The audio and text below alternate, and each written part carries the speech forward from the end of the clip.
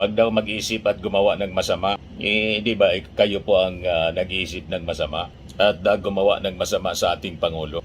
Yung pagbabanta po ninyo, kaya nga kayo pinailan ng impeachment case. Yung mensahe nyo ng pangultimong linya po, para yun sa inyo. Yung ini-imagine mo na pugutan ng ulo yung ating Pangulo at ipaw kayong bangkay ng tatay ng ating Pangulo. O di ba masama yun? Gaya-gaya lang si Sara Duterte, mga kababayan. Parang gustong palabasin, walang ginagawa yung ating gobyerno. Nauna na yung ating Pangulong Bongbong Marcos na pinulong yung mga opisyal at agencies ng ating gobyerno para sa mga paganda dito sa gerang nangyayari po, yung epektos, yung economic impact dito sa ating bansa. Nakisakay lang kayo, napakalinaw, para sabihin may ginagawa din kayo.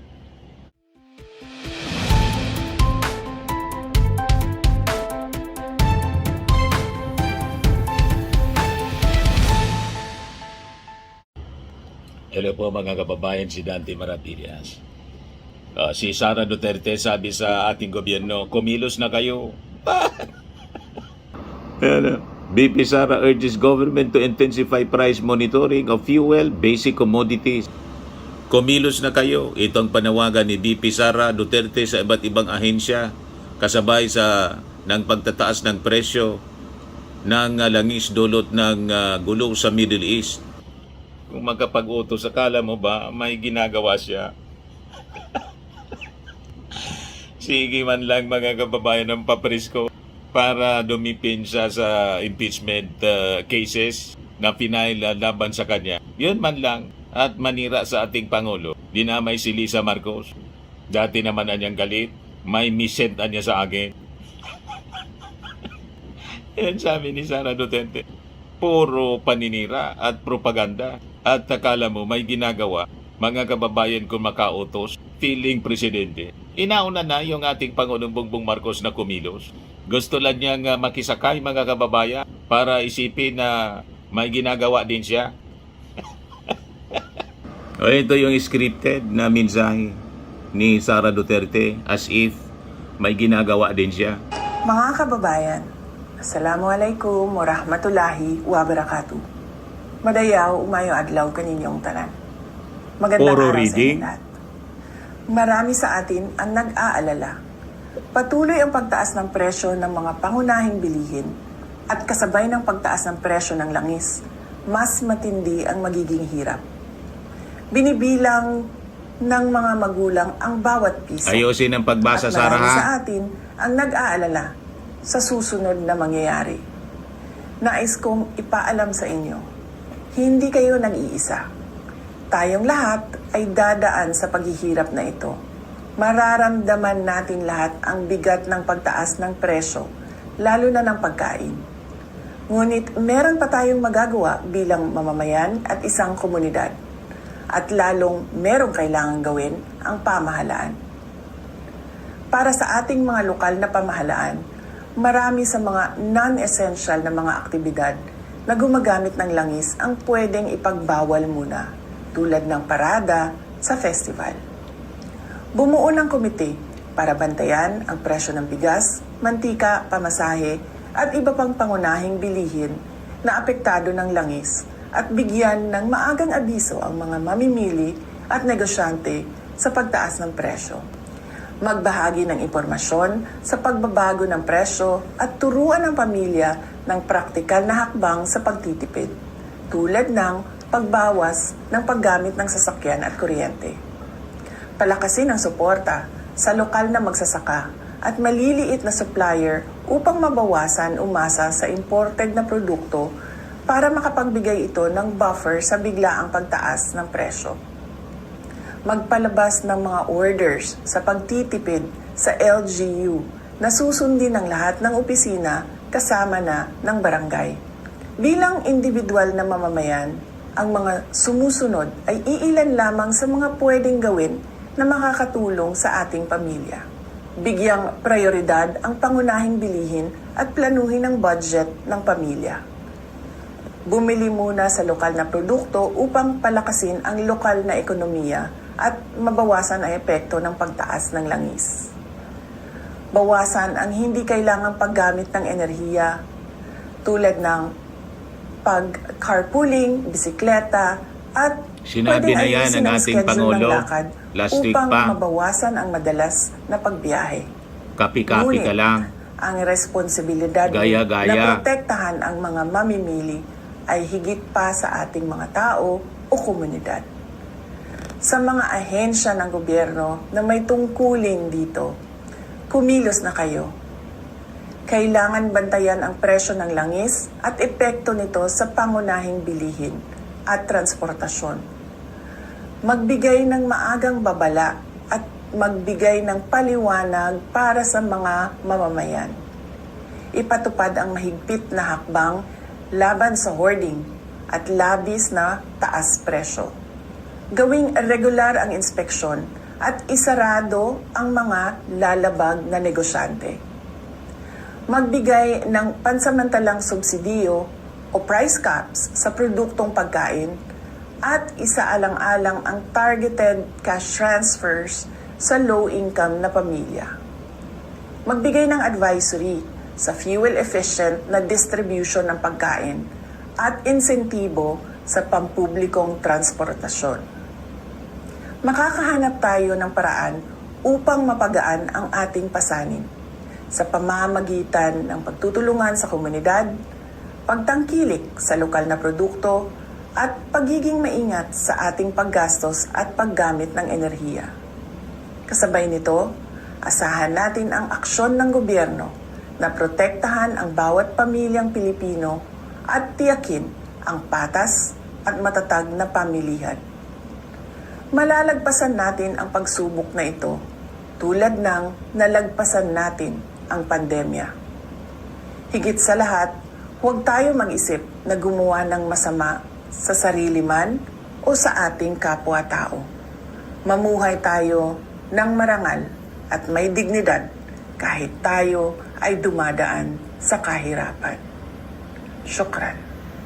Ayan ang syukran ni Sara Duterte. Huwag daw mag-isip at gumawa ng masama. Di ba kayo po ang nag-iisip ng masama at gumawa ng masama sa ating Pangulo? Yung pagbabanta po ninyo, kaya nga kayo pinailan ng impeachment case. Yung mensahe nyo ng pangultimong linya po, para yun sa inyo. Yung ini-imagine mo na pugutan ng ulo yung ating Pangulo at ipaw kayong bangkay ng tatay ng ating Pangulo. O di ba masama yun? Gaya-gaya lang si Sara Duterte, mga kababayan. Parang gustong palabasin, walang ginagawa yung ating gobyerno. Nauna na yung ating Pangulong Bongbong Marcos na pinulong yung mga opisyal at agencies ng ating gobyerno para sa mga paganda dito sa gerang nangyayari po, yung epekto, yung economic impact dito sa ating bansa. Nakisakay lang kayo, napakalinaw, para sabihin may ginagawa din kayo. Di ba po? Yan o. 4 days ago, tingnan pinangunahan ng Pangulong Bongbong Marcos ang special cabinet meeting sa Malacanang nitong Marso 3 upang talakayin ang lumalalang sitwasyon sa gitnang silangan, kabilang ang kalagayan at repatriation ng mga Pilipino, gayon din ang epekto nito sa supply ng presyo ng langis, inflation at katatagan ng ekonomiya ng bansa. Yan o, nakikisakay lang mga kababayan si Sara Duterte. Ayan ang full cabinet meeting. Ano ba? Yan ang ating presidente. Yan, sabi niya noong 3 days ago, Philippines sufficient supply of oil, anya. O, ito yung pagbabalik ng mga ligtas na nakauwi sa bansa. Yung mga 299 Filipino mula sa Middle East dumating sa NAIA Terminal 3. Hindi po nagpapabaya, mga kababayan, ng ating gobyerno. Yan. Ito naman yung trabaho at negosyo para yung mga na-displace na mga Filipino, may trabaho, may negosyo. O ito, sabi dito, President Ferdinand Marcos Jr. spoke with His Highness Sheikh Mohammed bin Zayed Al Nahyan, President of the United Arab Emirates, expressing solidarity with the UAE and confidence in continued efforts to ensure the safety of all residents, including nearly 1 million Filipinos in the United Arab Emirates. Walang tigil sa pagtatrabaho. Aktual na aksyon, hindi yung basta't mga panawagan lang, mga press release at binabasang script. Walang konkretong aksyon, mga kababayan. Sili ang panawagan sa kung kanino-kanino, kung sino-sino, mga agency sa gobyerno. Immobilize mo yung opisina po ninyo. Office of the Vice President, di ba may budget kayong malaki rin? I-mobilize ninyo para makatulong. Hindi puro press release, panawagan lang, duplikasyon lang ng sinasabi ng ating Pangulong Bongbong. Mag-establish din kayo ng hotline para doon sa mga OFWs na mga DDS, exclusive sa mga DDS na OFW. O, di ba? Ito, yung mga plano na in place, mga kababayan ng ating gobyerno, memorandum circular o mga utos na pala to, number 114 series of 2026, government agencies and instrumentalities to strictly adapt energy conservation protocols, issued March 6 kahapon. O ngayon pa lang nagmensahe si Sara, mayroon na energy conservation protocols. President Marcos directs all government agencies and instrumentalities to strictly adopt energy conservation and efficiency protocols. Hindi kailangan yung mga sinasabi ninyo. Kinopya lang itong utos ng ating Pangulo para masabing mayroon din siya na utos. O di ba? Nauna na ang ating Pangulo. Hindi panawagan kundi utos mismo. May executive order. Bakit hindi mo i-mobilize yung Office of the Vice President? Mag-hotline kayo dyan. Establish ng hotline para doon sa mga DDS na mga OFWs na galit sa ating gobyerno. Yun ang tulungan ninyo. Ayan accelerate GEMP, full implementation of the Government Energy Management Program under Administrative Order 15 and Republic Act 11-285. Ayan Office Energy Standards, limit official travel. Mayroon na kautusan, agencies should minimize official travel and prioritize online coordination where feasible. Kinopya lang ni Sara. Fleet and fuel efficiency, improve vehicle use and fuel efficiency in government operations. Ayan Section 5, the target, all government agencies and instrumentalities shall reduce their actual electricity and fuel consumption. Pagtitipid, tulad ng sinasabi ni Sara. Nauna na. Ayan pa, 4-day on-site work arrangement. I-implement March 9, compressed work week or designated common work from home day, effectivity March 9. May utos na. Anong ibig sabihin daw nito? Sa mga government workers, following the President's announcement of measures to address rising fuel and energy costs, the following arrangement will be implemented across government offices. 4 days on-site work. Government offices adopt flexible work arrangement under the Civil Service Commission guidelines. Public services constitute 24/7 dapat. Agencies providing essential health, public safety, and emergency services remain fully operational. Hindi yun apektado 24/7. Hindi kasama. Internal guidelines required. Each agency must establish internal rules for attendance monitoring and performance standard consistent with CAC regulation. Ganon kagaling yung ating Pangulo. Pagkatapos biglang naglabas ng statement si Sara. Nag-utos din. Ito yung sinasabi ni Sara na mag-conserve ng energy. Nauna na nag-utos yung ating Pangulo. March 6, Memorandum Circular 114 Series of 2026, Government Agencies and Instrumentalities to strictly adopt energy conservation protocols. President Marcos directs all government agencies and instrumentalities to strictly adopt energy conservation and efficiency protocols. Assuming si Sara Duterte. Ngayon, pakinggan natin yung mensahe ng ating Pangulo. Ayan Mga kababayan, ang Pilipinas at ang buong mundo ay kasalukuyang nakakaranas ng epekto ng giyera sa gitnang silangan. Kapag may kaguluhan sa rehiyong iyon, gumagalaw ang presyo ng langis, gumagalaw ang presyo ng kuryente, gumagalaw ang presyo ng lahat ng bilihin. Dahil sa kaguluhang ito, naapektuhan ang pagdaan ng mga barkong nagdadala ng langis sa Strait of Hormuz, isa sa pinakamahalagang daanan ng langis sa buong mundo. Kapag nagkaroon ng problema sa daanang ito, naapektuhan ang supply ng langis at tumataas ang presyo nito sa buong mundo, hindi lamang dito sa Pilipinas. Sa susunod na linggo, inaasahan ang pagtaas ng presyo ng petrolyo. Tinatayang tataas ang presyo ng gasolina ng 7.48 pesos kada litro, diesel ng 17.28 pesos at kerosene ng 32.35 na piso. Malinaw sa atin ang tanong ng maraming Pilipino ngayon, ano ang gagawin ng pamahalaan? Naghahanda na po tayo. Una, nakikipag-ugnayan na tayo sa Kongreso upang mapagkalooban ang Pangulo ng pansamantalang kapangyarihan upang bawasan ang excise tax sa mga produktong petrolyo kung papalo ito sa $80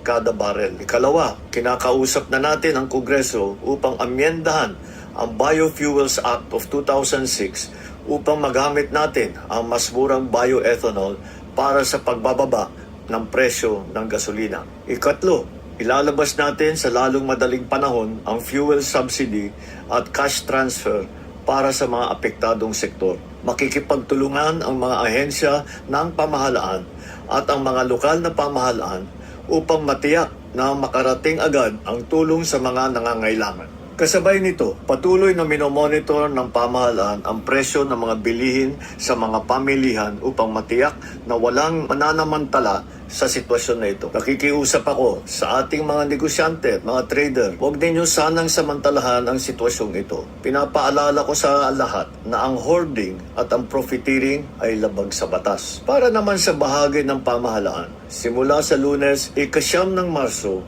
pansamantala nating ipapatupad ang 4-day work week sa ilang tanggapan ng ehekutibo. Hindi kabilang dito ang mga nagbibigay ng emergency o pangunahing serbisyo gaya ng mga pulis, bumbero at mga tanggapan na nagbibigay ng frontline services sa publiko. Bukod pa rito, inaatasan ko ang lahat ng ahensya ng ating pamahalaan na magtipid at magbawas ng 10 hanggang 20% sa konsumo ng kuryente at gastos sa petrolyo. Pansamantala ring ipinagbabawal ang mga biyahe at aktibidad ng pamahalaan na hindi naman kinakailangan gaya ng mga study tour, team building activities o mga meeting na maaari namang gawing online. Para naman po sa ating mga kababayan na kasalukuyang nasa mga bansa sa gitnang silangan, ang DFA, DMW at OWA ay patuloy na nakikipag-ugnayan sa inyo upang mag-monitor sa inyong mga kalagayan. Nasimulan na po ang paglikas ng mga Pilipino na nais magpa-repatriate.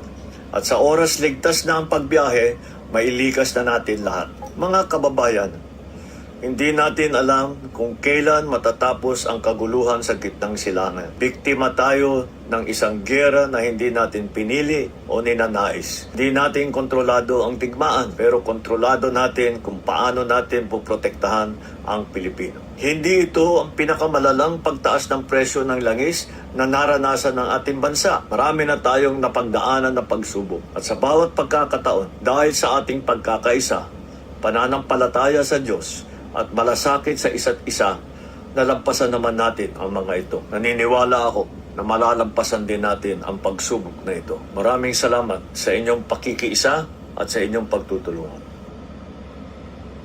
Yan ang mensahe ng ating Pangulong Bongbong. Walang halong pagkukunwari. Di ba?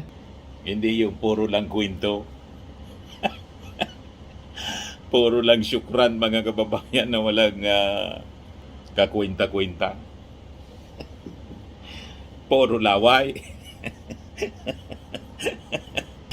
Di ba? Anyway, yun man lang po. Ako po si Dante Maravillas. Bye-bye. God bless.